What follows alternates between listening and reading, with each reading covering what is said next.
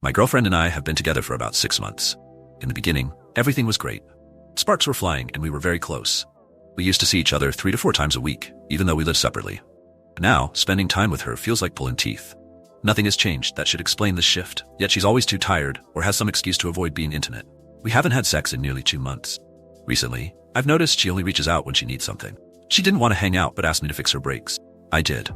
Then she needed help with her washer, her flower beds, and painting her bathroom. All things I ended up doing alone. My birthday just passed, and I wanted to celebrate.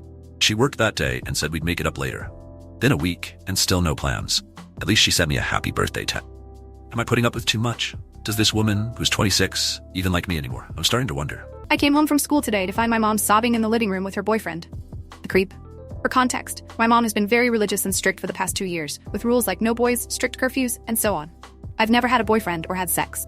My mom told me through her tears that the creep, who claims to be a gynecologist, thinks my symptoms, heavy bleeding and cramps, are due to having intense sex, not an STD. He's been nodding along as my mom accuses me, even though this is not a real thing.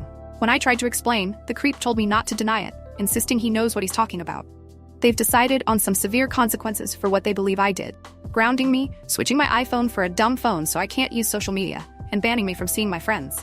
The most outrageous part is that the creep wants to perform weekly purity tests on me to make sure I'm not having sex until they can trust me again. The first exam is scheduled for this weekend. I'm completely lost and refuse to go through with this, but I have no money and nowhere to stay. I'm considering making up excuses to avoid the exams and keep my smartphone until I can figure out my next steps. Any suggestions? Am I the asshole for embarrassing my husband in front of his parents? My husband's parents visited us in the US for the first time in several years. They traveled all the way from Central America, and since we've been married for less than a year, this was my first time meeting them. I only found out about their visit when my mother-in-law called to ask what I wanted her to bring from their country. My husband had mentioned nothing about their pending arrival before that call, and even after, he was vague about their plans. He wouldn't agree to any of my suggestions or even tell me the exact time their plane would land, thus the day.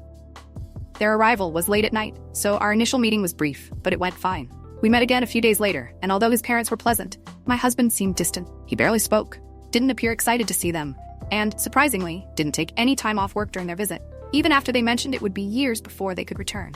This struck me as odd, considering he had always spoken of having a good relationship with his family. My work schedule is erratic, mostly night shifts, so I need to plan things carefully. I suggested we all have dinner at a nice restaurant on a specific date, and my husband agreed. The day came, and we met his parents, brother, and grandfather at a restaurant my husband and I enjoy. However, I quickly sensed that his family felt out of place. The restaurant was upscale, much fancier than anything available in their rural hometown, and we were seated in a dimly lit area where they struggled to read the menus, which were entirely in English. Neither my husband nor his brother offered to help their parents or grandfather navigate the unfamiliar dishes. Our server spoke very little Spanish, and although I asked my husband to help communicate with her, he did nothing. He has a habit of not letting me order for us when we dine out, which is an issue on its own, but this time, it was especially frustrating. After the server passed him by 3 times, I took matters into my own hands, asked the questions, helped everyone with their orders, and tried to engage his family in conversation. But aside from his parents and me, the table was silent. My husband even started texting me during dinner, telling me to stop talking, which I didn't notice until afterward because I keep my phone in my purse during meals. I was shocked and hurt by his behavior. I wasn't being rude or inappropriate. I genuinely wanted to get to know my in-laws and have them get to know me. Yet, my husband was clearly upset, rushing everyone out as soon as the bill was paid. We left, and I never saw his parents again before they flew home. On the drive back, I saw the message he had sent during dinner, and I couldn't hold back my tears. Broke my heart. Instead of addressing his frustration with me directly, he punished everyone at the table with his silence. When we got home, he exploded, accusing me of trying to be the center of attention and overstepping by helping with the orders. He said his family could have managed on their own, and berated me for making him feel like he has to pretend we have more money than we do. He also admitted he didn't want to go to that restaurant, even though it's one of his favorites, and he usually insists we dine there. I tried to explain that I was just trying to be helpful, since neither he nor his brother offered any assistance. But he dismissed my intentions and accused me of manipulation. I hardly spoke about myself during dinner. My focus was on learning more about his parents. I also pointed out that if he felt the restaurant wasn't appropriate, he should have communicated that to me. I only suggested it because he always raves about the food, and although it's on the pricier side, it's his go-to spot. There have been other incidents where his insecurities surface, and whenever I try to address them, he accuses me of trying to manipulate him. I'm genuinely concerned about how his parents now view me and our relationship. He spent most of their visit seeing them alone after work, including me entirely. I thought I was being polite, social, and helpful, but now I'm questioning everything. Am I missing something here, Or was I truly out of line? Our next story is, am I the a-hole boarding the plane and leaving without my wife? My wife, Meg, 43F, and I, 47M, a 21-year-old daughter, Jess, who attends college out of state.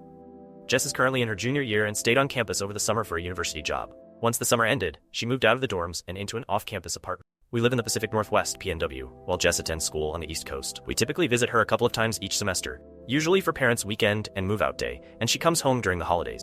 I'll be honest, traveling with Meg isn't exactly a smooth experience. I'm very type A when it comes to travel, preferring to have everything organized and ensuring that we're early for flights. Meg, on the other hand, is the opposite. She's more of a go-with-the-flow type who believes we'll get there when we get there. While I do my best to compromise, this approach doesn't work for me when it comes to flying. Last year, during Parents' Weekend, we planned to fly out to see Jess. Our flight was at 10 a.m., and given that our airport is neither small nor large, I told Meg we needed to be at the airport 90 minutes early. We live about 30 minutes from the airport, so I wanted to leave by 8 a.m. at the latest to allow time for parking and walking. I got up at 6 a.m. to make sure everything was ready, but Meg, who hates getting up early, didn't stir until 7:40 a.m. After waking up, she took her time, showering, making coffee, and even eating a bowl of cereal. We didn't leave the house until 9 a.m. By the time we arrived at the airport, it was busier than usual due to several colleges having parents' weekends. We ended up missing our flight.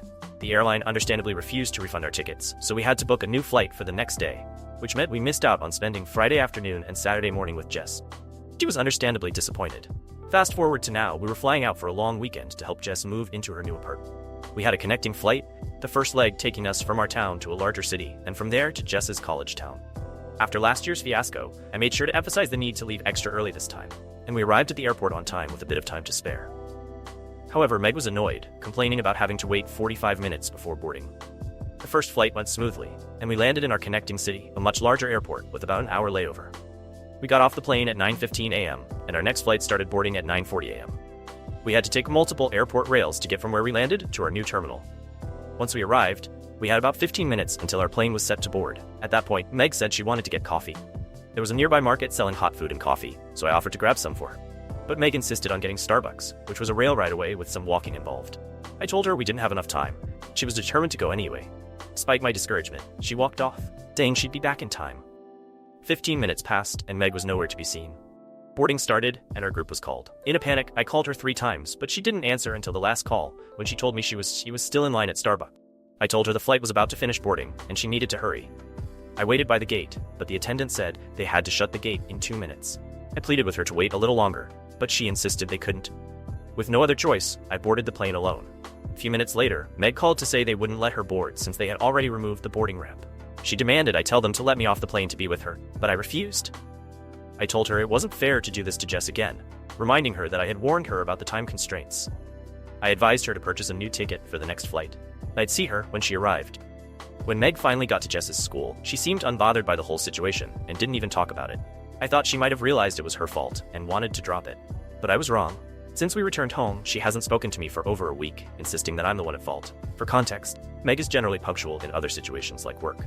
It's only when we travel that these issues arise. I've never considered ADHD as a possibility, since she doesn't show other signs, and I don't believe she has any sort of addiction, as some have suggested. One thing I didn't initially mention is that Jess isn't Meg's biological daughter. My first wife tragically passed away due to complications during Jess's birth, and I remarried Meg when Jess was 6. Jess once commented that Meg might not want to visit or help her, which could explain why she's always running late. However, Meg has always been opposed to me visiting Jess alone, so I didn't think this was the case.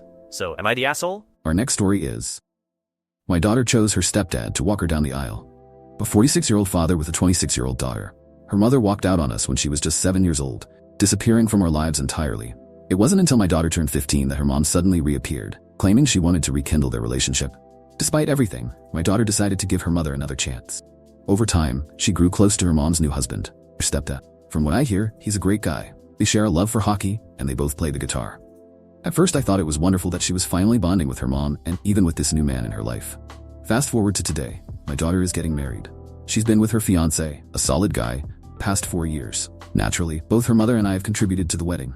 We've each put in over $25,000 to help make her big day perfect. But then, she dropped a bombshell on me. She told me she's chosen her stepdad to walk her down the aisle. She said they've really bonded over the last 11 years. I didn't say anything at the moment, but inside I made a decision. I'm not going to the wedding. I refuse to be disrespected like this. If she wants to play happy family with the mother who abandoned her for 8 years, that's her choice. But I won't be part of it. It wasn't her mother or stepdad who attended every one of her hockey games. It wasn't them who paid for her tutoring so she could pass her exams. It wasn't them who endured the financial strain of working 3 jobs to support us until she was 17. And it sure wasn't them who was there for all her milestones. It was me. I won't tell her I'm not coming. I'll just stay away. Our next story is, my mother-in-law doesn't let me have sex with my husband. My husband and I got married a year ago. Before our wedding, we didn't live together and rarely saw each other. Both of us were juggling demanding jobs and studies, which left us with limited time for each other. But once we tied the knot, we moved into his apartment, excited to finally start our life together. Unfortunately, just 2 months after our wedding, tragedy struck. My father-in-law died in a sudden accident. My husband, being an only child, was devastated. My mother-in-law was left completely alone. Her grief was overwhelming, and she started suggesting that my husband and I move into her house to keep her company. However, her home is in another state, and uprooting our lives wasn't feasible due to our jobs and college commitments, so she decided to come to us instead. Our apartment has 2 bedrooms, so my mother-in-law moved into the spare room while my husband and I continued sharing the other. While I understood her need for support, things quickly became uncomfortable. See, my mother-in-law never really liked me. She's one of those mothers who believes that no woman is ever good enough for her son. In the beginning, my husband and I were still very much in the honeymoon phase. We were newlyweds, and naturally, our physical relationship was frequent, sometimes even twice a day. But that changed the moment my mother-in-law moved in. Our apartment is small, and with her living there, I felt incredibly self-conscious. It was like having an unwanted third party in our marriage. She feels bad because her head hurts, or things like that. To make matters worse, whenever my husband and I did manage to have some intimate time together, my mother-in-law would magically interrupt us. It didn't matter if it was in the middle of the day or at 3 a.m., she'd find some excuse to knock on our door. She'd ask what we were doing, or say that she wasn't feeling well, complaining of headaches or other minor ailments. It became clear that she was deliberately trying to come between us. And the constant disruptions started to take a toll on our relationship. As if that wasn't enough, her behavior outside the bedroom was just as unbearable. I had no privacy whatsoever. She criticized everything I did, particularly my cooking. Every meal I made was met with disdain, and she never missed an opportunity to make me feel inadequate. My husband, to his credit, tried to defend me, often saying things like, "It's not true, Mom, the food tastes good." But his words did little to ease the tension. The final straw came when she began accusing me of stealing. She claimed that various valuable items and money had gone missing from her room. She pointed the finger squarely at me. The timing was suspicious, as these thefts only occurred on days when I was home alone, usually when I had a day off from work or was studying in the afternoons. I was appalled. I had tried to be understanding and empathetic, allowing her to move in after my father-in-law's death. Accusing me of theft was crossing a line. I finally reached my breaking point. I told my husband that this situation was not what I had signed up for. I had tried to be patient and supportive, understanding her grief and loneliness, but I was not going to tolerate being disrespected and falsely accused. After a particularly heated argument, I packed my bags and went to stay with my parents. Now I'm at a crossroads. My husband has been calling and texting me constantly, begging me to come back home. He's torn between his mother's needs and our marriage, but I'm not sure what to do. I love him, but the stress of living with my mother-in-law has taken a huge toll on me. The thought of returning to that toxic environment is overwhelming, yet I don't want to abandon my marriage either. I'm caught between a rock and a hard place, unsure of how to move forward. All I wanted was to build a happy life with my husband, but this situation has turned our home into anything but. Am I the asshole for canceling a beach trip with my in-laws after they whispered lies into my daughter's ears? I need to start with the background information.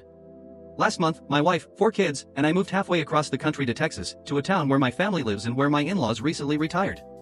We had a manufactured home set up and have been waiting for the electric company to make the connection, so we've been staying with my in-laws during this time. My in-laws wanted to retire to Florida, but when the time came to purchase a home, they weren't happy with their options. They knew we had plans to eventually move to Texas, so they figured they would go where we were going ahead of time to spend their retirement with their grandchildren. They offered their home to us, our 4 children, 10, 6, 3, and 1, 2 cats, and a dog. There's a little more at play here. Our oldest daughter, 10, is not biologically mine. She doesn't know that I am not her biological father yet. We've been wanting to tell her, but there never seemed to be the right time, given that the last few years have been rocky. So we've been making an effort to spend more time with her, as being the oldest of 4 is difficult, and to ensure there are no doubts in her mind that I love her and care for her as much as her siblings. One last thing, my mother-in-law planned a trip to the beach in a few weeks and has already paid for the Airbnb where we've all planned to go together. That being said, the story begins on July 4th. We bought minimal fireworks to enjoy in the in-laws' backyard, which was pitch black at the time, 21:30. I was standing in the yard, and from my perspective, I could faintly make out everyone else's silhouette in the outline of the roof against the night sky. I have these adult poppers. I've never seen these before. They're small cylindrical red tubes that give a loud pop when they hit the ground hard enough. I was intending to hurl one at the roof of the house to give everyone a startle, and I threw it as hard as I could. I guess I released the popper too soon, and it doesn't matter, it hit my wife in the shoulder and ricocheted into my oldest daughter's eye before popping. Completely by accident, she thought her eye had been popped out all of a sudden and couldn't see. Debris got inside, we rushed her in. I could hear my mother-in-law say, "Why would you throw a firework at her?" I ignored it because I was worried about my daughter. We removed the debris, she calmed down, and we gave her ice and ibuprofen. She was made comfortable and has since been checked out and is fine. The next morning, my daughter wakes me at 9 a.m., it was a late night, saying that both my in-laws had told her that I don't love her and that no one in this world would love her as much as they do. They told her that I was drunk, which I hadn't had a drink, and thought it would be funny to hit her intentionally with the popper. My daughter asked, why would they say that? She said she knew I loved her and that it was accidental. I felt terrible for what happened, but I'm glad she knows that I care for her. Why would they say these things to her during the struggle of the move and the stress a girl her age is going through after we've done everything we can to foster her confidence? So I told my wife I appreciate what they're doing for us, but they're going alone to the beach. I refuse to go anywhere with them, and I don't trust them alone around my children. Am I the a-hole here for this? The kids were looking forward to it, the wife was excited, and now I'm being seen as the bad guy. I realize I am the asshole for being irresponsible by throwing the popper which hurt my daughter, but it wasn't intentional. Am I in the wrong for canceling the beach trip for what was said to my daughter? I also do not want them alone with my children anymore. AITA? Edit, I just want to say, I know we're fortunate the popper firework didn't cause more damage to my daughter. I'm also well aware of the fact that I made a terrible decision and was reckless in doing so, and for that, I am a complete idiotic asshole. As for my stepdaughter, her sperm donor relinquished his parenting rights before she turned 1. I began a relationship with her mother, I taught her ABCs, shapes, I helped provide structure, eventually a place to live, but never once did I act like her father until my first was born. How could I raise my own with this 4-year-old girl whose only concept of dad is me, and not also treat her like my own? She should know the truth, I agree, and perhaps should have known sooner. But we are making a plan, and she will learn the truth soon.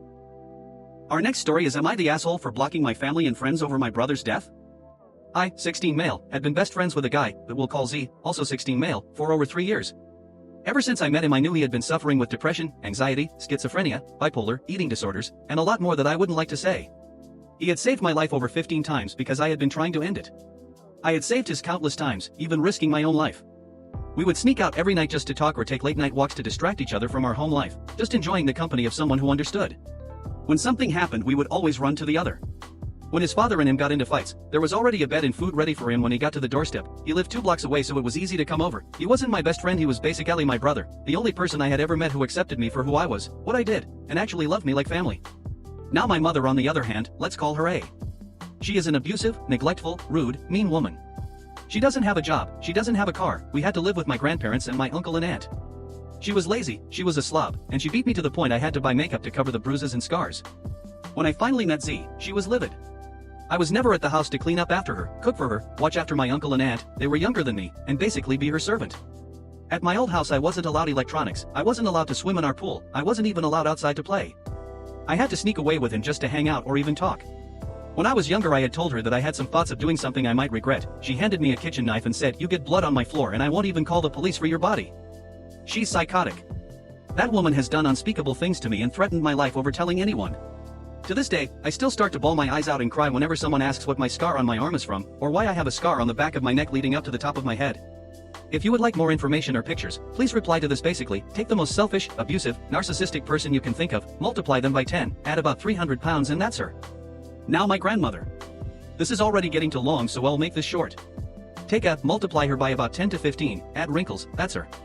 Now for my friends, there is one we will call C and the other will be W. C was always nice, flirty and kind with everyone, or so I thought, I'll explain why later. Was absolutely horrible. I hate her to this day and always have.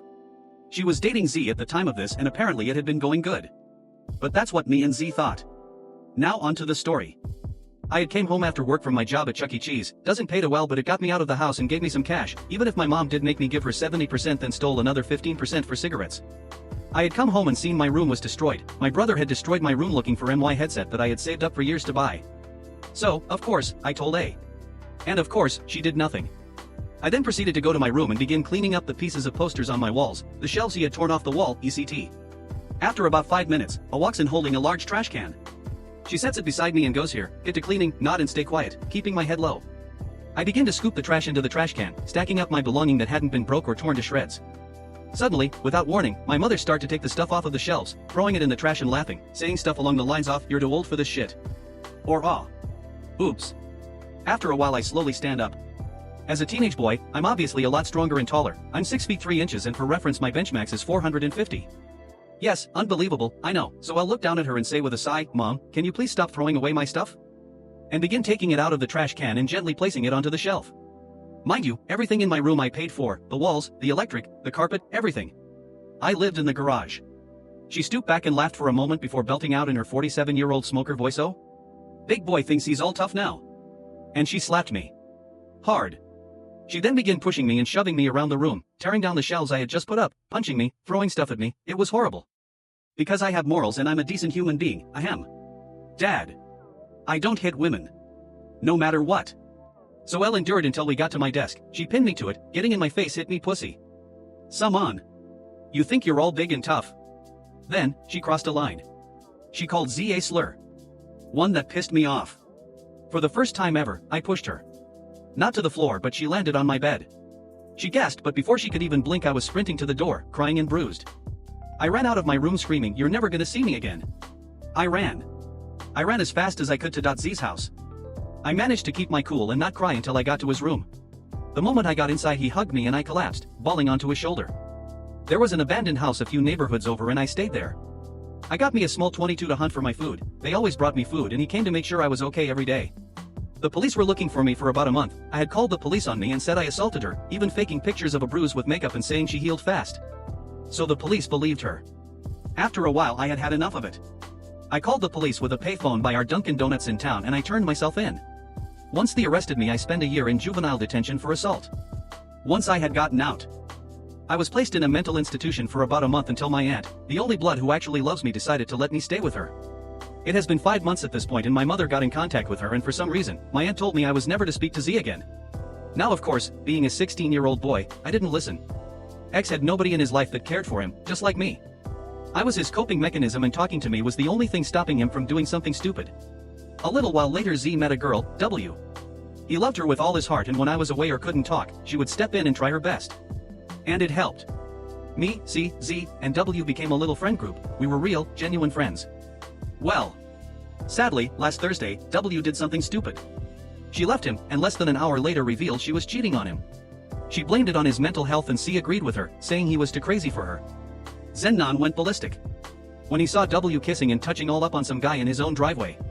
He went inside and grabbed his gun. He chased him down until they ended up inside W's house. She had passed out from the stress and the guy ended up leaving and never coming back. After about half an hour, W saw him kneeling on her carpet and crying, holding the gun to his head. She did the worst thing ever. She laughed at him. She called him slurs and names and told him to pull the trigger, saying he didn't have the balls to. So, he did. He ended it. Right then and there. She then lied to everyone in ZZ family but told everyone else the truth. Eventually I made a post about him on Facebook for his mom to see, mostly for her to get more pictures of her now dead son. My family then responded saying he was dumb, stupid, calling him names, etc. They hurt me badly. So of course, I blocked them all and cut contact, almost all my family, my friends, everyone besides his family. Everyone is saying that I'm overreacting and being a big baby, again. I'm 16 years old, 17 in December, my best friend, my brother is dead, and everyone is calling me a baby. Now everyone that LVE met in contact with is saying I did the wrong thing, I need to forgive them and that it was all a joke. I don't know what to think, am I the asshole here? Am I the asshole here for refusing to move in with my long-term GF until our sex life improves? To give some context before I dive into the main issue that happened a few days ago, I, 23M, have been with Janine, not her real name, 23F, for 8 years. We started as high school sweethearts and, despite the usual ups and downs, we've been a generally happy couple. We get along well with each other's families, truly enjoy each other's company, and have known for a while that we want to eventually get married and settle down. We've been talking about moving in together for a while, but we've always been committed to buying a place rather than renting, so we've been saving for years. Now, we're finally in a position where we feel we can afford a deposit and still have enough left to comfortably make mortgage payments with our combined incomes. Everything seems perfect except for one thing, our sex life. Over the past 2 years, this aspect of our relationship has almost disappeared. At first, the decline in frequency seemed natural, going from every few days to about once a week, which felt normal considering that we still live at home and it can be awkward. But as time went on, it dwindled even more, and now it's been 4 months since we last had sex.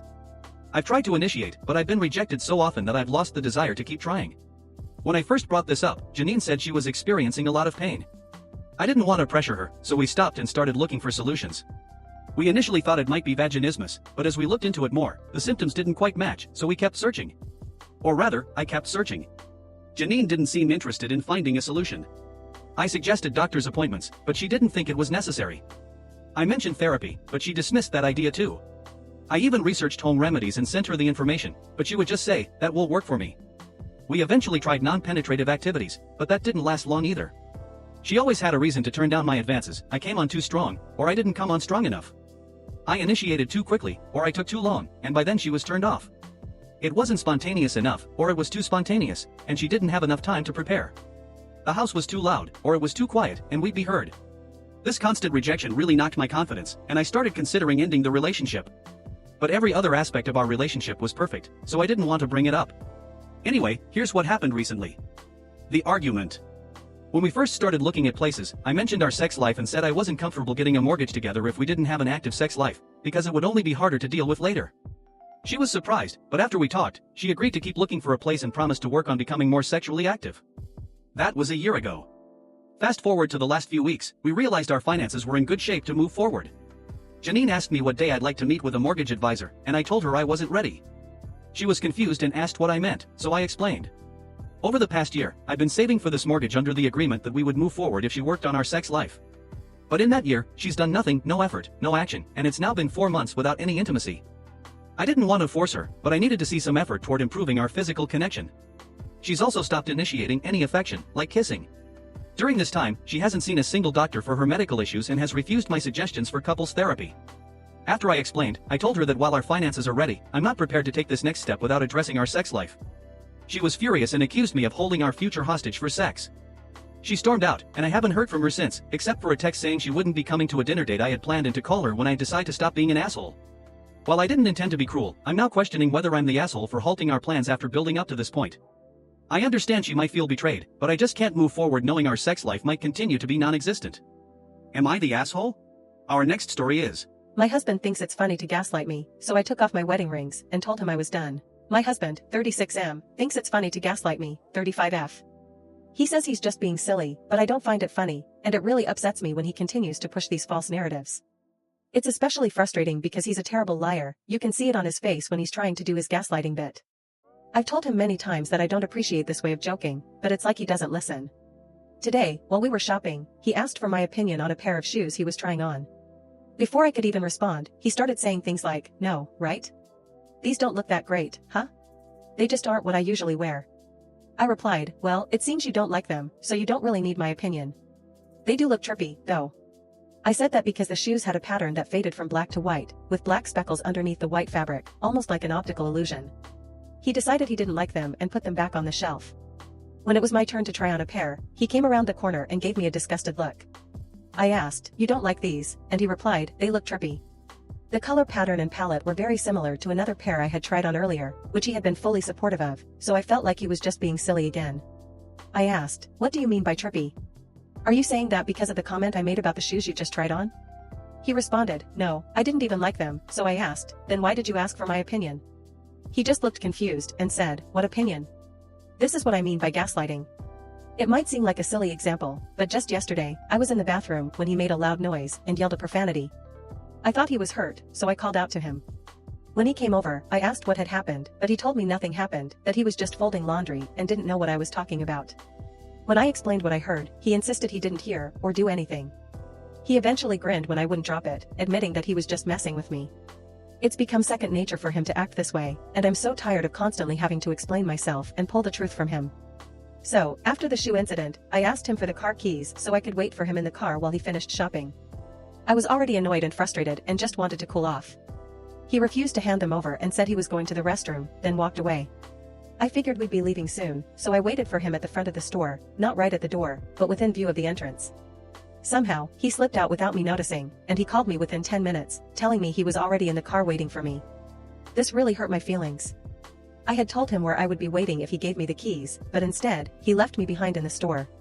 I felt humiliated walking alone through the parking lot to get back to the car, and I started crying on the way home out of frustration with his behavior. My day had started with his silly gaslighting antics, and by the afternoon, it hadn't gotten any better. When we got home, he apologized, saying he was sorry for whatever he might have said or done to upset me. I took off my wedding rings, dropped them in the cup holder, and told him I was done. I got out of the car and walked into the house. I feel like if he isn't even aware of what he did to upset me, after I've spent so much time in our marriage telling him I don't appreciate him messing with my perception of reality, then maybe I shouldn't bother with the marriage anymore. We've only been married for 3 years. I know I shouldn't make permanent decisions based on temporary emotions, but I don't know how much longer I can continue letting him gaslight me just because he thinks it's funny. Am I the asshole for taking off my wedding rings? Did I overreact? Moving on to the next story. Am I the asshole here for exposing my wife's secret TikTok account where she sells our kids embarrassing moments? So, I, 32M, recently discovered my wife's, 30F, secret TikTok account that has been blowing up. She's been posting videos of our kids, 8M and 5F, doing silly things like tripping over their toys, singing off-key to their favorite songs, and even the time my son accidentally peed on the carpet because he couldn't find the bathroom in time. At first, I thought it was harmless, maybe a little cringy, but then I noticed she was selling these videos to her followers as exclusive content. I was shocked, to say the least. She's been making a decent amount of money, enough to consider a family vacation, which sounds great, but this whole thing feels incredibly wrong. Our kids are too young to consent to having their embarrassing moments shared with strangers, let alone for profit. When I confronted her about it, she called me a buzzkill and said I was being overdramatic. I suggested we take down the account and maybe have a talk with our kids about privacy, but she flipped out and accused me of trying to ruin her fun. Now she's saying I'm just jealous of her success and that I don't support her creativity. I ended up talking to her friends about it, and now she's furious with me. Some are on my side, saying it's not okay to exploit our kids for likes and views, but others think I should just let her have her fun. So, Reddit, AITA for wanting to protect my kids and exposing my wife's funny side hustle? Or am I being an unsupportive partner and parent? My uncle let my dad get killed. I was really young when my dad died, but I remember the aftermath. He and my uncle had been out drinking and they got into a fight with the wrong guys. My dad got pummeled and died of internal bleeding. Uncle Rich, on the other hand, didn't have a single injury. He said there was nothing he could have done. We all knew he was lying. Rich came to our house a few days after Dad's funeral. He was drunk. He yelled at my mom. She called him a coward for leaving my dad to die. He got violent. He beat her into submission and told her that my dad's death was her fault, claiming she had made him weak. We moved away after that. I didn't talk to that side of the family for many years, but I always remembered that night. When I turned 18, I got back in touch with Uncle Rich. He hadn't changed. He was still full of himself, projecting so much confidence to compensate for how spineless he was, but I humored him and talked about what he liked to talk about. He warmed up to me. That's when I proposed the camping trip. He loved the idea because he thought spending time in the wilderness was manly. We made plans to hike a trail that went through some isolated mountainous terrain upstate. The plan was set. We took my car, but he insisted on driving. On the way out of the city, we realized that we needed to stop to fill up on gas. The neighborhood we stopped in was one of the more dangerous areas of the city, but it would just be a pit stop. I told him I would buy the gas, and I encouraged him to run over to the deli down the block to pick up a few sandwiches. As I filled up the tank, I thought about that night all those years ago when I came out of my room and saw my mom collapsed on the floor. She was bruised and bleeding, tears streaming down her face. I decided to grab a coffee from the convenience store. On my way there, I noticed two men rounding the corner. They walked toward me and quickly pulled out knives. They demanded my money. I complied, pulling out my wallet. I happened to look to the side, and I saw Rich coming back from the deli. He froze in place when he saw what was happening. A few seconds later, he ran to the car. He promptly started it and peeled out of the parking lot. That bastard. Then the men lowered their knives. I paid them and thanked them for helping me put on that show and for cutting the brakes on the car while Rich was away. Rich died when the car collided with a truck.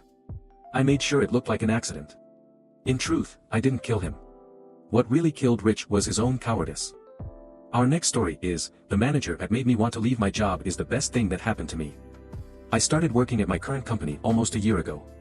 Initially, I aimed for a senior position, but since my skills weren't quite there yet, I took on a junior role instead. The office environment was pretty great overall, and everyone was supportive, except for my manager. From day one to the end of my probation, he was relentless with criticism and rarely showed any appreciation for my efforts or accomplishments. Despite mentioning in my interview that I was eager to learn new skills, they put me on a task that I had to pick up from scratch. My manager made this transition as tough as possible. By the end of my probation, I was ready to quit. The company wasn't offering me the salary I wanted, and just the thought of working with that manager again made me miserable. But then, they agreed to a salary package I was happy with. I also had a meeting with management to discuss my manager, and the news spread quickly among the team. Things started to change. My manager gradually became more relaxed with me. He started cracking jokes and wasn't as strict about deadlines unless they were urgent. I still held some resentment, though. I was going through a rough time in my life, and the last thing I needed was extra pressure. As the year went on, many of the older team members left, and we got a bunch of new hires. By then, my manager and I had developed a solid professional relationship. I began to appreciate him and the changes he made. He was more supportive, didn't pressure the newcomers, and recognized everyone's hard work. So, how did he become the best thing that ever happened to me? Well, during my annual salary review, he went out of his way to help me. He had several meetings with me, fought for a better salary package when management was reluctant, and even stood up for me when I was ready to quit due to feeling undervalued. Yes, the same manager who had criticized my performance was now advocating for me in front of management, offering support for time off, and being understanding about my needs. He even joked about his transformation, saying some people still see him as a villain, but he was fine with that. If I ever move into management, I hope to be like him, a dedicated leader who's willing to grow and support their team. He taught me the true value of good leadership. Thanks for sticking around for the story, and sorry if it got a bit long. Appreciate you all for listening. Our next story is, am I in the wrong for blocking my family? I, a 19-year-old trans female, blocked my family for making fun of me after I attempted suicide. I grew up in the northeast of England and moved to the northwest for university. This move meant that seeing my friends from home required a lot of effort, and before I moved, I got into an unexpected relationship that caused many issues. The girl, who I'll refer to as A, was someone I met online. I had apps like Tinder on my phone, but I wasn't really looking for a relationship. I was seeking support with trans-related matters, like learning makeup. I was someone I trusted, especially since I used to be very closed off about being transgender. When we first met up, we really hit it off. It was the perfect first date, and we asked each other out. Fast forward a few months, and we were regularly together and intimate with each other. However, I felt uncomfortable with some things, due to severe issues with my body. Sometimes, during intimate moments, I felt disgusting and like I wasn't in the right body, which made me want to stop. She didn't like this, and often made me do things that made me uncomfortable. She ended up cheating on me while I was at university. I know it sounds irrational, but I didn't care that she was cheating. She was my first intimate partner, and I wanted our relationship to last. I thought I wasn't doing enough or that I needed to do more. We broke up after I finally mentioned that I knew about the cheating and wanted to know if it was because I wasn't enough or if I needed to do more. After the breakup, I felt lost and thought I had lost everything, which led to multiple suicide attempts within a week. My university placed me on a watch list after my friends reported the situation. This news eventually reached my family, with whom I've never been very close. They started making jokes about it and mocking me, which made everything I was going through even worse. Feeling like I had no one to turn to, I decided to block my family after talking to a friend. It's been 2 weeks since I made that decision, and I'm questioning whether it was the right choice, because, after all, they are my family. But why would they make jokes about someone they love? I'm just feeling lost. Am I an asshole for calling my dad pedophile? My 15 dad, 38, just dropped a huge bomb. He said he's dating the daughter, 16, of his friend, 38F. A friend he used to date, too. She isn't very happy about it, and neither are their mutual friends. He vented about it to me, saying they are being unfair to him. I just said, what did you expect, Jacob Black? Mom made both of us watch the movies with her back when they were together, so he got the reference. As he went on about how he did nothing wrong and told me he is going to give them a piece of his mind, I told him most people wouldn't listen to a pedo. That was when he snapped at me. He quickly got in my face and said that it's pedophilia if the girl is prepubescent, but this girl is already 16, and that I shouldn't slander him. That she's over the age of consent where we live and that he hasn't done anything wrong. Am I the asshole here? Our next story is, am I an asshole for secretly cheating on our vegetarian diet that my wife made our family do? I want to start by saying I, 38M, love my family and wife, 35F, and I have never been the type to do anything like this before. 12 months ago, my wife converted to a new religion, which included her giving up eating meat. The whole family, me and our 2 young boys, were supportive of this, and we held a vegetarian-only dinner that night as a little sign of support. Life continues for another 8 months basically unchanged. The boys and I eat meat, and my wife doesn't. However, things start to change around that 8 to 10 month marker, can't remember exactly. Basically, along with not eating meat, my wife now no longer wanted to be around it. This wasn't the only thing. Things continue to progress. Basically, my wife started to replace things in the house with substitutes. first, the pork in the house was swapped out for jackfruit, eggs were swapped out for substitutes like Just Egg, shirts were only bought from clean brands like plant-based clothing, and deodorants were swapped out for deodorant pills like Go Scentless. You get the idea. To say this was creating a rift would be an understatement, and eventually, I brought up to our wife that again, while we 100% support her in her decisions around these things, I didn't think it should change things for the boys and me, unless of course, they wanted it. Wife argued that her values have changed, and that being around some of this stuff was really hard for her, and wanted us to support her. For the next 2 to 3 months, the house was a place of pretty high tension. It had gotten so bad that the boys have friends bringing them meat from their houses since it was now completely gone from ours. Anyway, about a week ago my wife went away on a few-day-long business trip, meaning I was watching the boys Thursday, Friday, and Saturday. Basically, and I'm a bit ashamed to type this out, but the boys and I mostly ate meat, basically every chance we got. This was all fine and dandy, the boys and I had a great time until my wife returned home, and it somehow slipped out what we had done. I have never seen her so disappointed in us. After putting the boys to bed we argued for hours about how I was setting a poor example for the boys, that I should respect the decisions made by my wife, even if they're tough and inconvenient. It's hard to argue back, because I can see her side, but it boils down simply to just I don't want to be vegetarian/vegan, and neither do the boys. Am I the asshole here? Moving on to the next story. Am I the asshole here for telling my sister that my kids won't ever be allowed to sleep at her house if she marries her fiancé?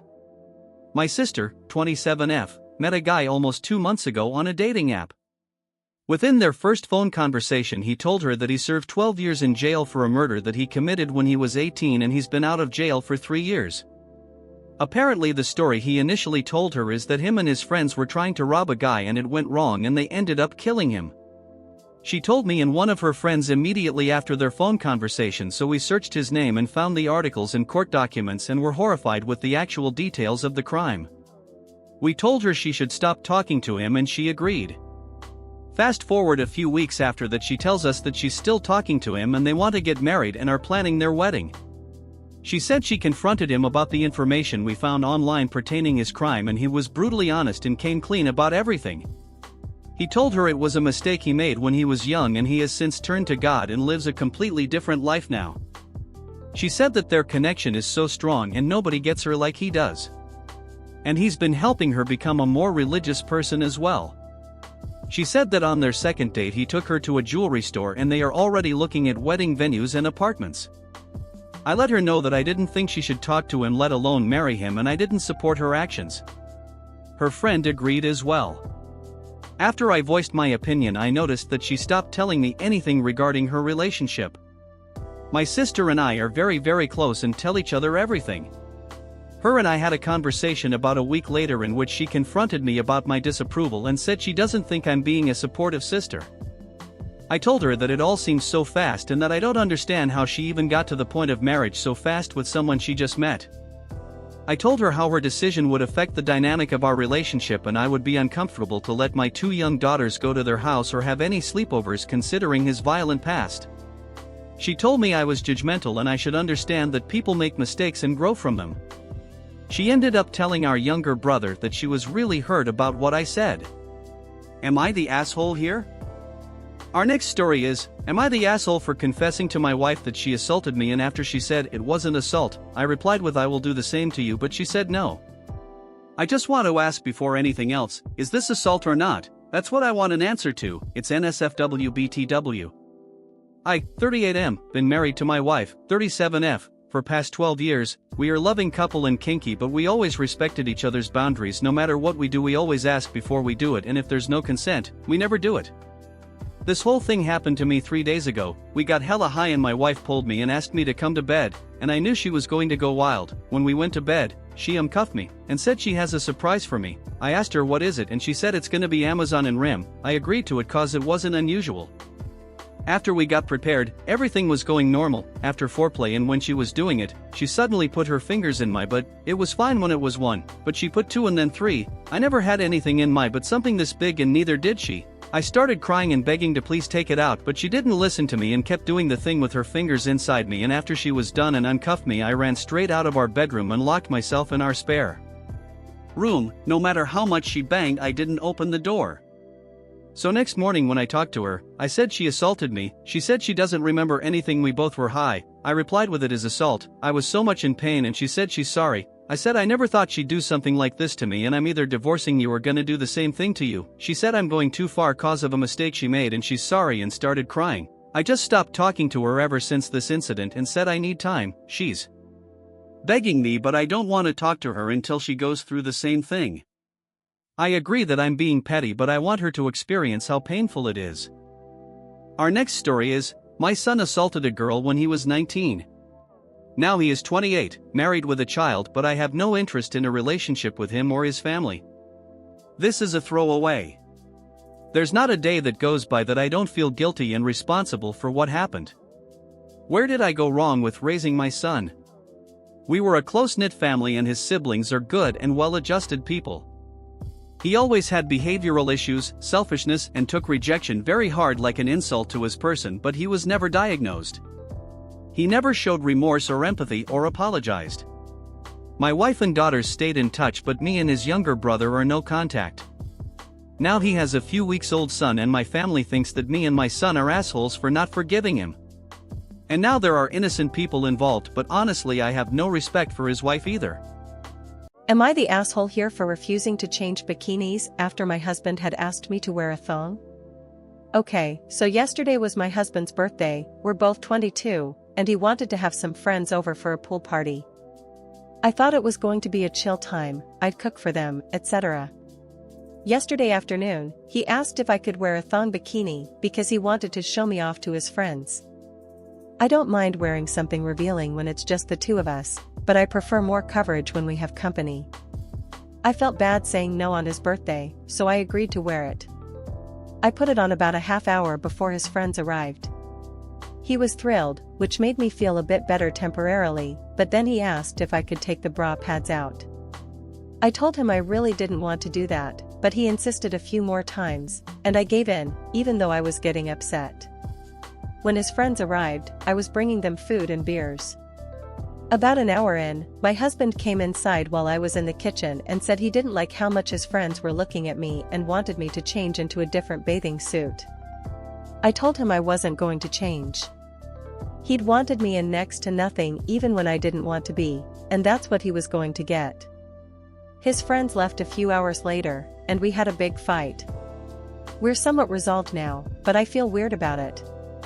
I guess I'm just looking for unbiased opinions. Am I the asshole here? And any ideas on what I should do going forward if something like this happens again? Moving on to our second story. Am I an asshole for accidentally exposing my husband's childhood trauma to my mother-in-law? Hello. 33F here and mom to a 2-year-old little girl.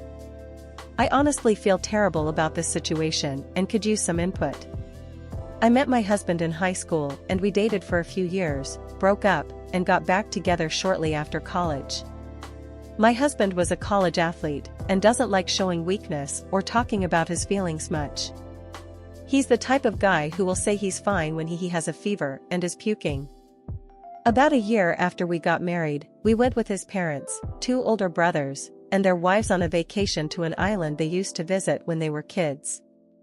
I noticed right away that my husband wasn't himself at all. He wasn't really engaged in any of the conversations and just seemed like his was mentally somewhere else for the entire trip. Towards the end of the vacation, I asked if everything was okay, and he told me he was having a hard time because being back there was bringing up a lot of old memories. I asked what he meant, and he told me a family friend who they used to vacation with molested him several times during his childhood. I was shocked, because he'd never mentioned it to me before and I didn't see any signs. He said he'd never told anyone, including his parents, because it wasn't a big deal and he didn't want anyone to worry about him. The stuff he described sounded very serious to me, so I dragged him to therapy, but he quit after a few sessions because he got busy. We've spoken about it a few times since, and he's always emotional when it comes up, but instead of focusing on his feelings and how it impacted him, he always talks about how he wouldn't be able to cope if something like that ever happened to me or our daughter. It honestly breaks my heart to know that he went through that, and I would honestly probably kill the guy if I ever saw him. A few nights ago, we were having dinner with his mom and dad. I was in the backyard having a glass of wine with my mother-in-law when she started talking about the family friend and how they were thinking about having him and his family for Christmas this year. I'm not good at hiding my emotions at all, and I'm pretty sure I looked like I'd been punched in the gut. My mother-in-law asked what was wrong, and I said I'd prefer if she didn't. My mother-in-law was confused since I'd only met the family friend a few times in high school briefly. She asked if there was a problem, and I just reiterated that it probably wasn't the best idea. My mother-in-law later called my husband and said I looked like I was going to cry when she mentioned the family friend and asked if I had a problem with him. I guess she kept pressing him, and my husband told her that the family friend had been inappropriate with him when he was a child. My in-laws were at our house that day, and my husband told them everything. His parents were obviously both crushed and want nothing to do with the friend now. His mom gave me a big hug and thanked me for looking out for him, but I didn't really feel like I'd done that. My husband isn't too happy with me right now. He said that I'm the only person he's ever told, and he trusted me to keep it private. I've apologized and explained that I didn't mean to expose him. I was just shocked when my mother-in-law brought up the family friend, who they haven't seen in years, and my first instinct was to keep my husband and daughter away from him. My husband says he understands that it was an accident and forgives me, but I can tell he's still upset with me. I honestly feel like the worst person in the world. Any advice, and am I the asshole here? On to the next story. Am I the asshole here for finding father-in-law's comments creepy? When I was about 4 months postpartum, my father-in-law came over to visit the baby. Upon greeting him, he asked me if I was feeling like myself yet, to which I replied no. He said, "Well, you look good," which I thought was appropriate. What made me uncomfortable and creeped out was when I turned around, he said, "Nice tush," which I thought was weird. My BF didn't think it was weird, and I was wrong for thinking it was. So I was put off. Next time he came over, I was still creeped out by his first comment. So when he was here, he addressed my 4-month-old with "Hey sexy," which I understand can be a generational thing, but I was already put off by the first comment, so that one made my discomfort worse. Does anyone else think these things are weird? Our next story is, boyfriend went on a date with an ex a few nights ago and didn't mention it until today. Am I the asshole here for ending the relationship with little to no information? I, F27, have been with my boyfriend, M26, for 3 months.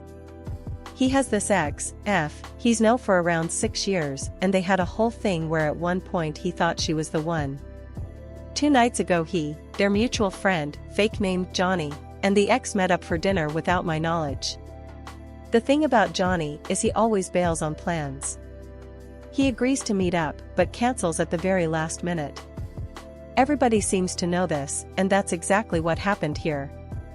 Johnny canceled on dinner, and that left my BF and his ex whining and dining. BF failed to mention that the 3 of them were planning to go out for dinner beforehand, and he failed to let me know that the mutual friend canceled and it was just going to be the 2 of them. He usually tells me about his plans, even if they're very small and casual, like meeting his best friend for a drink, so this was odd. I feel as though they both knew Johnny was going to cancel, and so they invited him to make this rendezvous not look like a date. I don't know Johnny, but even I'd know he wouldn't show up after all the stories I've heard about him bailing. BF has a lot of exes, as he spent a lot of time dating around. This isn't the first time I've had an issue with how close and involved he keeps his exes, how much he shares about us with them. As they make up a large portion of his friendship circle, I felt it would have been mean to ask him to distance himself completely from them, so I've told him to be open and transparent with me when communicating and engaging with his exes so I don't feel sidelined, but he didn't, and this feels like deceit. His excuse is he didn't think it was a big deal, and his response to being questioned was a soft, "Oh, I'm sorry." I'm not really in contact with my exes, as I'm not interested in remaining in their lives. They weren't bad people. I don't live with BF, so I don't actually know what happened after dinner. I don't think he had sex with her, but then again, I didn't think he'd do any of this. I also don't know any of his friends from this particular circle, so it's not like I can investigate or anyone from his side will tell me anything. Sorry if this is all over the place. I'm speedily typing this on my phone whilst feeling pissed off. Am I an asshole for dumping him out of the blue? Our next story is, I found out an older man I was seeing when I was a teen still has nudes pictures of me. I ended up telling his wife and now she's divorcing him and taking their child. Am I the asshole in this situation? When I, 30F, was 16, I began seeing a much older man that I'll call David. I had been babysitting his son for him on and off since I was about 10 years old. When I became 16, he became flirtatious, complimenting me often, inviting me over in his hot tub, and buying me little things here and there. One night, David invited me over to get into the hot tub and began offering me alcohol. One thing led to another, and we ended up sleeping together. Unfortunately, I had a terrible home life and childhood, and my parents couldn't have cared less where I was and what I was doing. He was 43 at the time. He basically moved me in to use me for babysitting, sex, and keeping his home clean. I was eager to please him and thought he actually cared about me, what a joke, and was happy to do anything he asked me to do. He'd try to make me feel good and manipulate me by telling me if I was just a bit older he'd love to place a ring on my finger, that he was so lucky to have found such a good woman as me since they are a dying breed and things of that nature, and I'd eat it up like an idiot. He'd parade me around in skimpy outfits at get-togethers with his friends. At the time I thought David was proud to be with me, but looking back, he just enjoyed me stroking his ego in front of his friends and showing them his young plaything. I was drinking just about every day with him and he'd encourage me to drink so we'd have a good time. One day one of his friends, let's call him Michael, pulled me aside and told me he couldn't keep quiet about it any longer, but that David had quite a few pictures of me naked and passed out in his bed. When I asked him to show them to me, I noticed they were not all from the same night because my hair would be styled differently, the sheets had been changed and were different colors, etc. Apparently David had been sending them to his circle of friends bragging, telling them about our sex life, and the things he'd do to me when I was passed out and had no idea he had been doing them. I was disturbed, but being naive and also not wanting to cause any issues, I let it go like an idiot. I stopped seeing him not long after and haven't seen him from that point on. It's been 14 years since then and I'm happily married and in the most incredible, loving relationship of 13 years with my husband. We have 2 children together whom I absolutely adore. David has tried to contact me a few times since I last saw him, telling me how much he'd love to see me, he misses me, etc., and I have mostly either ignored the messages, left him on read, and one of his profiles I ended up blocking because I am not big on confrontation.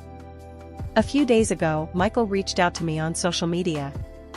He wrote me and said that I had been brought up in a conversation. Michael told me David was going on and on about how he should have kept me around because I did housework for free without ever complaining, that I put out whenever he wanted me to, that I had a great body that hadn't been tainted by tons of other men, gross, and that I was a fun lay. Apparently there was more he said, but that was the gist of it. Then he said after all of this had been said, David made the comment that at least I still have those photos. Michael said he asked him what he meant and he said something along the lines of, "Come on, man.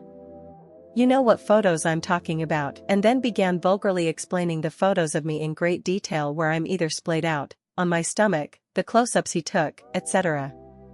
Michael said he was shocked because he couldn't believe he still had them and it's disgusting that he still had those photos of me as I was under 18 and he also has a wife now, another child, and his oldest is older than the age I was in those photos. I don't feel like Michael is the good guy in this scenario, because even as an adult back then I feel like he should have been so disgusted by what his friend was doing that he should have at the very least cut ties with him, but I did thank him for reaching out to me and letting me know. I ended up taking the next couple of days to process what he said. I'm not only shocked, but appalled that after all this time, this man still has these photos of me.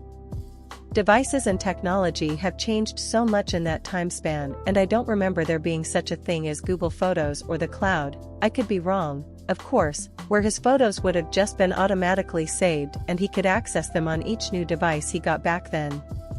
That tells me he took the time to upload these photos to each one he received until you could back up your gallery. That just makes my stomach churn. Not just that, but after all these years he's had these photos of me to use for whatever disgusting purpose, when I was so sure they were gone after all this time. I was wrong. I told my husband and he was furious. Not necessarily at me, but at the situation. He has hated this man for so long due to him taking advantage of me at such a vulnerable time in my life and using me as he did for his own sick needs. He wanted to write him immediately, blast him on the internet, and ruin his career. While I agree with everything he's saying, I don't want anyone else knowing my business. It's embarrassing enough I was so young playing house with an older man, but that I was so careless and naive, as well. I begged him to please let me handle it, and he finally agreed, but said I should at the very least let his wife know that he's a predator. I told him I wanted to write Daniel first and say my piece, but my husband said that that would give Daniel time to delete any evidence, try to spin some tale to his wife that I'm crazy, or he'd block me from her socials so that I couldn't contact her and tell her what he's done and still has in his possession. I'm glad I talked to my husband first, because I was so full of emotion and seeing red that these thoughts hadn't crossed my mind. I ended up writing his wife night before last and basically told her everything. I told her that I used to babysit David's oldest when I was young, and he'd have me spend the night and pay me in the morning. That over time, he became more and more inappropriate, and then one night he got me drunk and made a move on me in the hot tub. That for months I became his bangmaid, free childcare, and anything else he wanted me to do. He'd parade me around in skimpy outfits for his friends when we went out, and when he'd throw his Super Bowl and other sports-related parties, he'd have me run around in what was essentially a revealing maid costume and bring everyone drinks, snacks, etc., while many of them would make derogatory comments to me. That he loved the attention he got from me being on his arm, and he'd get me really drunk and do things to me without my consent. He'd take naked photos of me while I was passed out in his bed, and not only that, but that he ended up sending them to his group of friends. He would also threaten that if I ever did anything he didn't like, that he'd throw me to the curb knowing I had nowhere else to go. That's a story for another time. I also told her that it turns out he still has those photos either on his phone or computer somewhere. I didn't tell her Michael told me because he asked me not to, and although I don't feel like he deserves anonymity, I wouldn't know had he not told me, so I promised I wouldn't tell her, and if she didn't believe me, she could go look for them herself. There was a bit more said to her, but that's the majority of it. I was a nervous wreck sending that message and even more so awaiting her response. I saw that she read it within a couple of hours, but after I didn't hear from her that night and yesterday morning, I thought that maybe she either chose to ignore what I was telling her or she confronted him and he lied to her about everything I was saying. That couldn't have been further from the truth. I don't know exactly what or how it happened or if she even found the photos, but I do know she took their child and left and is telling David she's filing for divorce. I know this because I woke up to a very nasty, hateful message from David telling me I had no right to write his wife over something that happened so long ago, that I was a willing participant in everything we did together. I was a WH******. Not sure if these type of words can be used here. How dare I blow up his marriage and his family, etc. And that it's my fault that his daughter was now going to grow up with a broken family, and that I've not only ruined his life but hers too. Now I'm starting to feel really guilty about what I've done. If I would have kept my mouth shut and not wrote his wife, that she would have been none the wiser, and they wouldn't be potentially getting a divorce, and their daughter wouldn't be growing up without her parents together. I know he's a vile individual and that he shouldn't necessarily be allowed to get away with everything he did, including still having those photos of me, but I'm wondering now if I should have just let it go. I didn't just hurt him, I hurt two innocent people in the process. Am I the asshole in this situation? What's the most disturbing secret you've discovered about someone close to you? Here are some of the top picks. Please watch till the end and leave a comment. Enjoy! In the final 24 hours before my dad passed away from stage 4 lung cancer, he was admitted to the ER and then moved to the ICU. Due to strict hospital COVID restrictions, we couldn't be by his side. My mother, sister, and I tried desperately to reach him all day through texts and calls, but we never heard back. My mother even contacted the hospital and spoke with an ICU nurse, who reassured her that he was awake and communicating well. However, he passed away suddenly at 3:30 a.m. the following morning. By the time we were allowed to be at his bedside, he was unconscious. We said our goodbyes, and he was gone. That morning, while my mom was still asleep, I was making arrangements with the cremation services and going through his belongings that the hospital had returned. Among them was his phone. I wanted to read through our last messages to find some comfort, but what I discovered was shocking. When I opened his phone, I saw that none of our texts, mine, my mom's, or my sister's, had been read. It struck me as unusual, but I thought he might have been too weak to respond. As I explored his apps, I came across a chat app one vaguely recognized, similar to WhatsApp. I opened the app and saw a single contact with a female name. As I read through the messages, I realized that my dad had been in constant contact with this girl for the past 24 hours and beyond. He was calling her princess and expressing his love, while she was asking about his condition and expressing her fears. It was clear that he was involved in an emotional affair. My grief quickly turned to a mix of hurt and anger. A week later, I found and contacted the girl through DMs.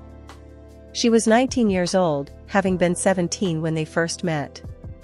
She revealed that he was her high school bus driver and that they had been dating for almost 2 years. My dad was 66 years old when he died, and he chose to spend his final moments with someone much younger than his own grandchildren.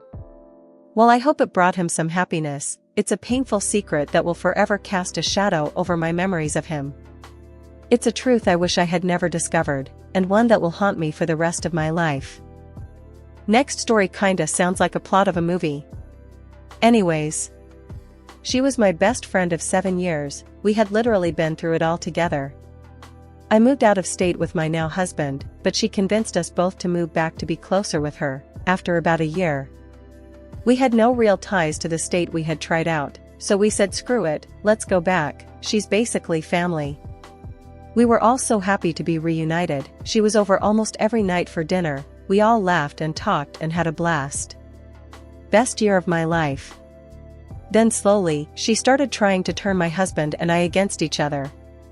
Anytime we had an argument, like any couple does, she would text each of us about how right we were, trying to foster animosity between the two of us. With me, she started talking about how she had a plan before us, that if my husband and I couldn't make it work, I could move in with her and we'd live happy lives together. With my husband, she started talking about her infertility issues and how she wanted to have a kid just like him, she just needed a sperm donor. This all happened at around the same time, and my husband and I compared texts and figured it out. She wanted to take his sperm and have a baby with me. When confronted about it, she refused to admit anything and started lashing out at both of us. It got to the point where she would show up unannounced, banging on the door, demanding a place in our home. It was so terrifying and panic-inducing that we ended up having to move and change our phone numbers. I guess it's so disturbing because I had never had a friend like her, only to find out that she cared about me, but in such an unhealthy and scary way. But yeah, that's my story. This next story makes me sick. A former friend of mine from childhood was a youth pastor at a summer church camp. Turns out he was grooming young girls and teens both at camp and online after camp was over. Only reason I found out was back in 2011, he was in his late 20s at the time. One of the girls told her parents and the cops posed as her online while he masturbated into a webcam. The cop then convinced him to drive 3 hours to go meet and hook up. When he showed up at the girl's place in the middle of the night, the cops were waiting and arrested him. He's now a convicted sex offender and did time in jail. The crazy part? Once he got out, he moved to Texas and married a divorcee that had kids. He's also now the dean of online studies at his church and is responsible for growing the number of students taking classes online. That is horrifying. Well, moving on. Warning. This next one is even more disturbing. I found out when I was an adult that my mother didn't just abandon me one day after work like I had been led to believe. Turns out she had been gang raped. She said they took her wallet and made a disgusting comment about my picture inside. I would have been a toddler at this time, and she was just too scared to go home. She said they followed her. She said when it was over and my stepdad took her to the hospital, they had to stitch everything back together down there. She spent that time away on and off the psych ward. My mom and me still have a rocky relationship for reasons beyond this, but I definitely understand her better. She's had issues with drinking and her mental health all my life, and I really think it's because she's never sought proper help for what happened to her. Underneath all that trauma, drinking, and grief, is my mother. And she's one of the most beautiful souls that'll ever walk this earth.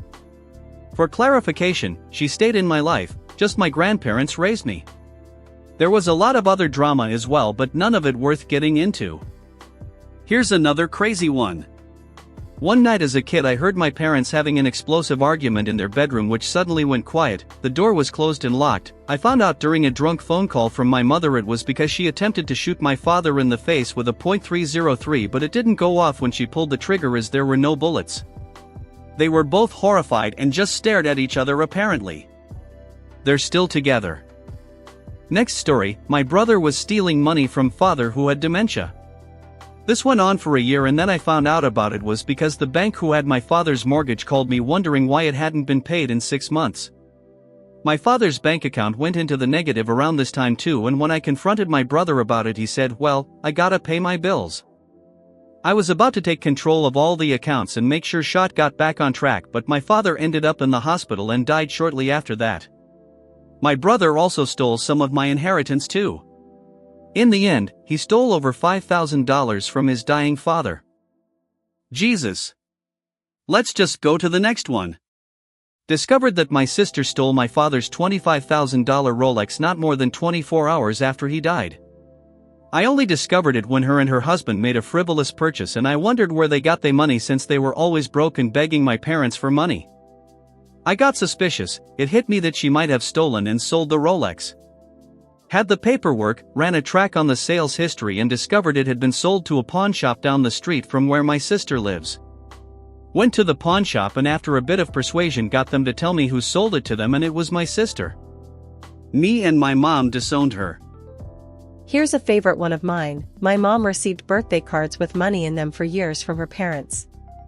She kept the cards with the money in them, saving to buy a piano for sentimental reasons. My sister, who has repeatedly stolen from family members, found the collection of cards/money and took them. My mom only wanted the cards back when she realized what happened. My sister denied everything. Fuck you, Emily. Anyways, I hope you enjoyed. Please tell me in the comments which one was your favorite. Thanks for watching. Am I the asshole for telling my boyfriend to stop fucking degrading me, or you'll see how fast you become single? I've been with my boyfriend for over 2 years now, and during our time together, I've worked 3 different jobs. Meanwhile, he's only had 1.5 jobs. I say 1.5 because he got fired from his first job just a day after starting. Recently, I lost my job too, but not for the same reasons. I had to report a coworker for inappropriate behavior, and since the coworker and the manager were close friends, things didn't end well for me. I've been actively job hunting ever since. When my boyfriend finally got a new job a few months ago, I was thrilled for him and supported him wholeheartedly. I was genuinely happy when I found out he was hired. However, over the last few months, his attitude has started to change. During our conversations, he began making comments about my financial situation. He'd call me broke, joke about me not having a job, and say things like, "I can't imagine not having money." At first, I tried to brush it off and laugh it off, but it started to really get to me. It's become increasingly irritating. I don't ask him for money, and I don't expect him to spend all his money on me. We've always been good about doing things for each other without expecting anything in return. I've been busy doing odd jobs like babysitting, cleaning, and running errands to make some money. Just a day ago, we were waiting in the car for our food order, and he made another comment about me being broke, followed by his usual remarks about me not having a job. I couldn't take it anymore. I told him, "Stop constantly fucking degrading me, or you'll see how fast you become single." He fell silent, and I continued, "I don't know why you do this, but I'm absolutely sick of it. It's not only disrespectful, but I've never sat here and constantly degraded you for not having a job for the majority of our relationship or called you broke every chance I got. I don't understand why he feels the need to do this." There was even an incident where we were giving my dad a ride home. My dad and I were talking about saving money, and my dad made a harmless joke. It didn't bother me at all, but my boyfriend immediately jumped in and said, "I make more money than she does from working, and I don't even have a job." This wasn't true, and it felt incredibly disrespectful. Things got awkward until my dad changed the subject, and I waited until we dropped him off to talk to my boyfriend about what he said. I told him his comments were hurtful and that he had no right to judge my financial situation. We had a conversation about it, and he stopped making these comments for a while. However, now that he has his job, he started again, seizing every opportunity to call me broke. So, AITA for telling my boyfriend to stop fucking degrading me, or you'll see how fast you become single? Our story number 2 is, am I the asshole for banning my daughter's boyfriend from coming to my house? So, here's the situation. I'm a 50-year-old father, and my 18-year-old daughter has been dating a 26-year-old guy for the past 5 months. From the beginning, I wasn't thrilled about their relationship, primarily because of the significant age difference. But it's not just that this guy has been consistently rude and arrogant. He's a big guy, and while I'm not physically imposing, it's his attitude and behavior that have been the real issue. Whenever he comes over, he never acknowledges me. He just shows up, and his presence is often disruptive. The walls in our house are thin, and sometimes, his activities with my daughter get quite loud. It's uncomfortable for me, and I've tried talking to my daughter about it, but he continues to come over. Last week, I reached my breaking point. I told my daughter that her boyfriend is no longer welcome at our home. This decision didn't go over well with him, and he was understandably upset. But honestly, I don't really care about his reaction. The situation was affecting my peace at home, and I felt I had no other choice. Since then, my daughter has been spending a lot of time at his place and coming home late, which has only added to my stress. I'm starting to wonder if I made the right call. Was I too harsh by banning him from our home, or was it a necessary step to maintain some level of respect and peace in my household? So, did I do the right thing by banning my daughter's boyfriend from coming to my house?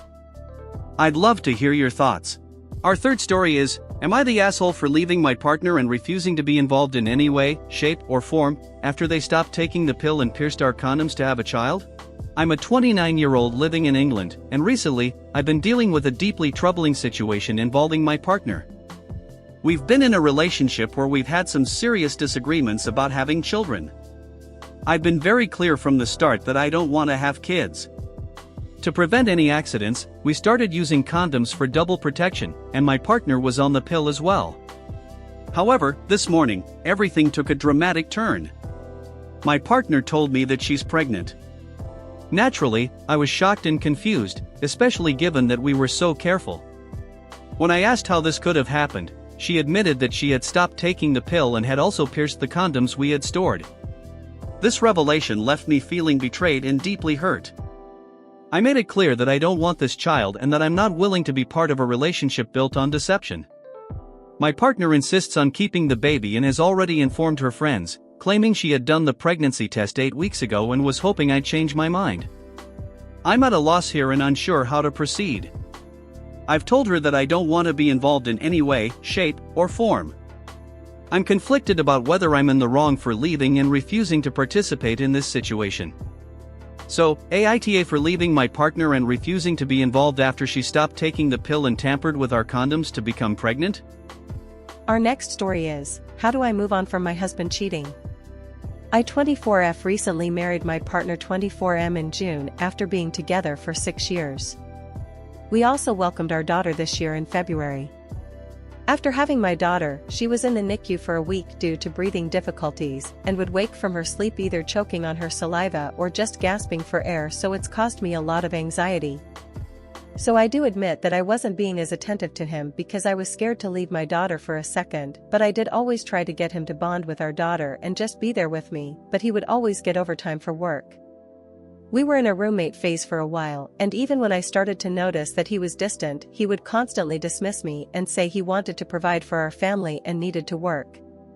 I didn't know why he was acting like we had no income because I'm a physician assistant and was on maternity leave, and he had gotten another job working at a warehouse. Even though it wasn't needed, we always had income, but I took it as he was still adjusting to being a father, so I left it alone.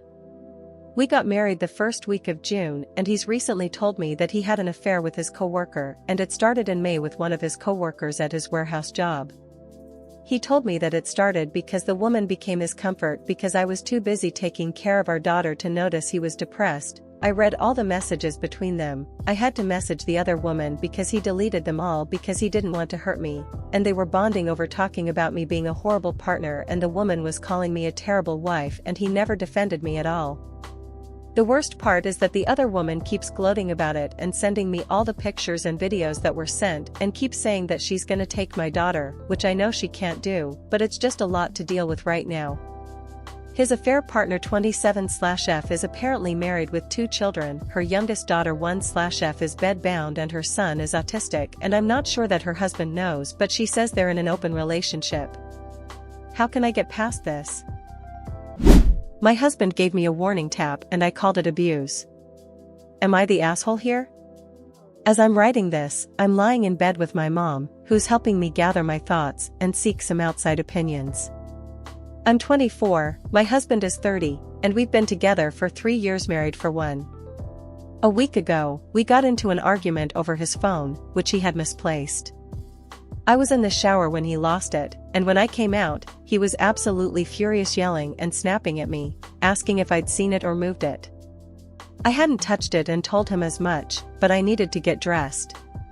However, my husband was standing in the doorway, blocking it, so I couldn't even open it.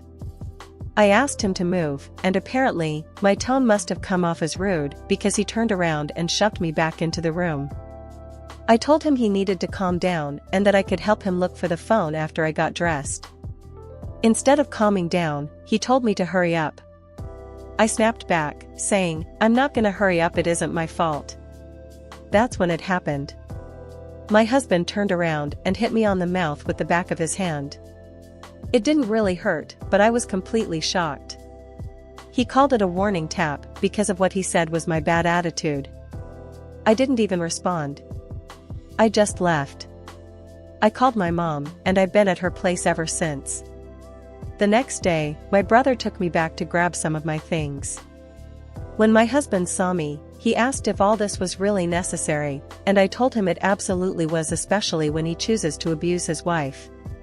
He was stunned that I called it abuse and started yelling at me for using that word. He said I could ruin his career if I went around saying that. I know I could, and I know he didn't even hurt me that badly, but that's how it feels. He's since sent me several texts threatening to divorce me if I ever use that word again or if I tell someone important. So, am I the asshole for calling it abuse, potentially ruining his career, and standing my ground? Moving on to our second story, am I the asshole for not tipping after overhearing what my waitress said about me? I, 30F, went to a restaurant last night with my mom for what was supposed to be a lovely evening. My mom was meeting my boyfriend's mom for the first time, so we wanted everything to go smoothly. We're punctual people, so naturally, we arrived about 30 minutes before our reservation time. The restaurant wasn't too busy, so we got seated without any issues. However, things started to go downhill pretty quickly after that. It took about 20 minutes for our waitress to come to our table, which seemed odd considering the restaurant was pretty empty. The moment she approached us, I could sense that something was off. She didn't greet us with a hello or any sort of pleasantries. Instead, she just asked what we wanted to drink in the most disinterested tone. My mom and I gave her our drink orders, and I noticed she didn't bother to write anything down. That was the first red flag. Another 15 minutes went by before our drinks finally arrived, and guess what? They were wrong. Now, it's hard to mess up a ginger ale and a vodka soda, but she managed to do just that. My mom pointed out that she hadn't ordered a Pepsi, and instead of apologizing, the waitress rolled her eyes, grabbed the glass, and walked away without a word. At this point, I was feeling pretty irritated, but I kept my cool. Shortly after, I excused myself to use the restroom.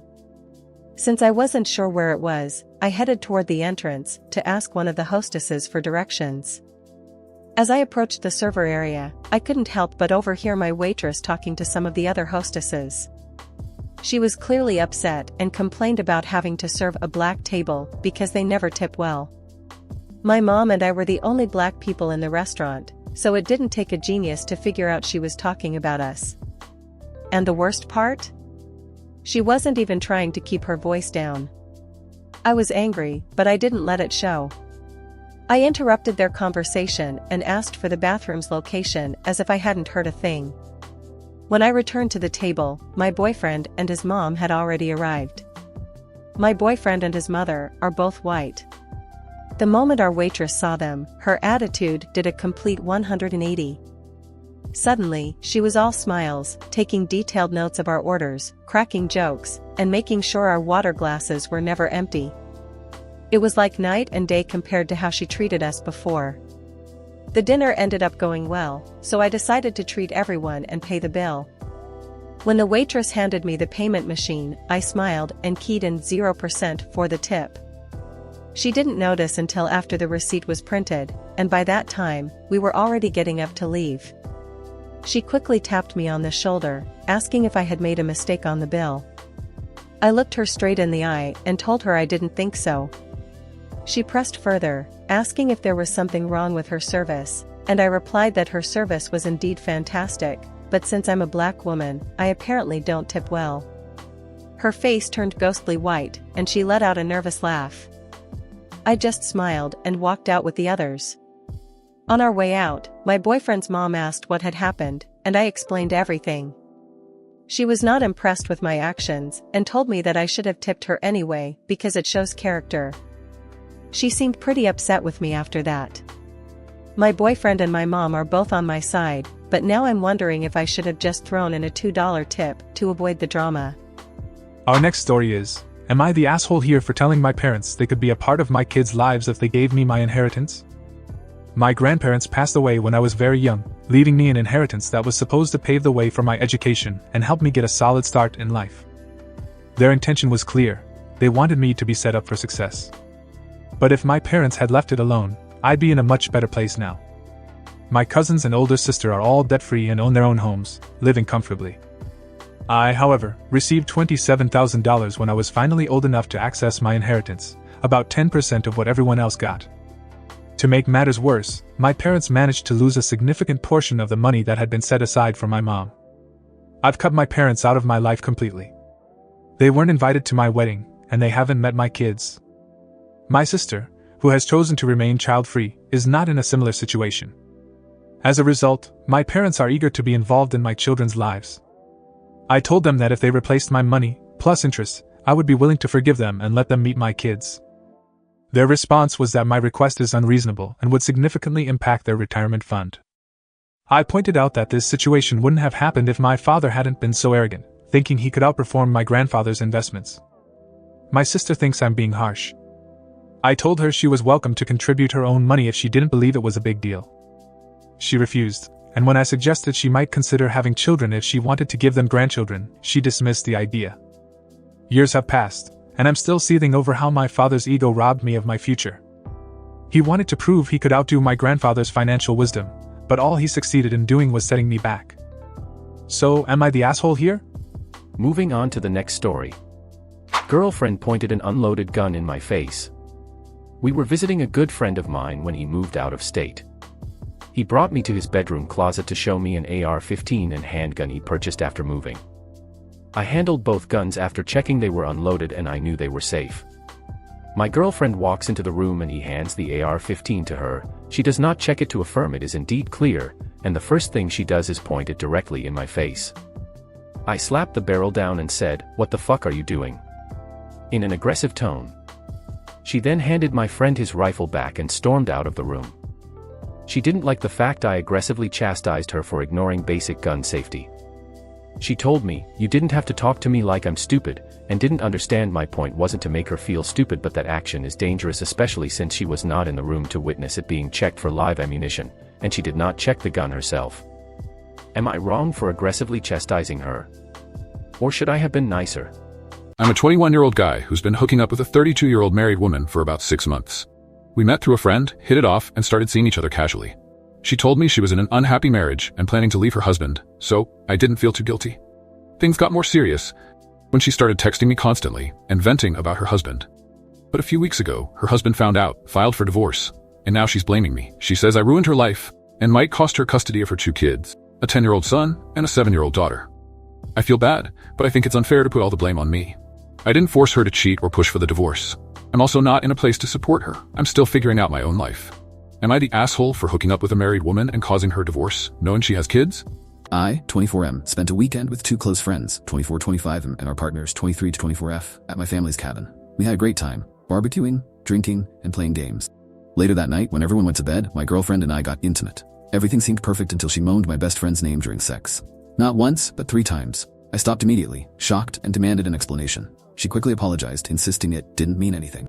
The next morning, we were both upset.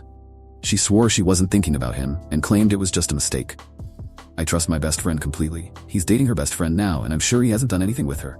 My girlfriend insists it wasn't intentional, just a slip-up. But I'm struggling to understand how that could happen. She's apologized repeatedly, saying I'm the only one she cares about emotionally and physically. But I'm left wondering, should I take this as a red flag and end things, or could it really just be nothing? When me and my wife first started dating, we had a talk about cheating. I straight up lied and said, "If this ever happens, I need to know straight away. You tell me, and it only happens once, I think I could forgive you." Fast forward 5 years later and we are married. A couple nights ago, she came up to me and asked if I remember our talk. I said which one. We had a lot of talks like that. The then reminded me of the cheating talk and confessed she slept with a coworker at a recent company party. I was mortified. Packed my stuff and left. She begged me to stay. I couldn't. I needed to cool down. We talked yesterday, and she again reminded of our talk early on. I laughed and said that I never intended to forgive her, and I only said that at the time to make sure she confessed if it ever happened. I'm still planning on divorcing her. Nothing can change my mind about that. But my wife said what I did was manipulation. Was I the asshole for lying about forgiving her?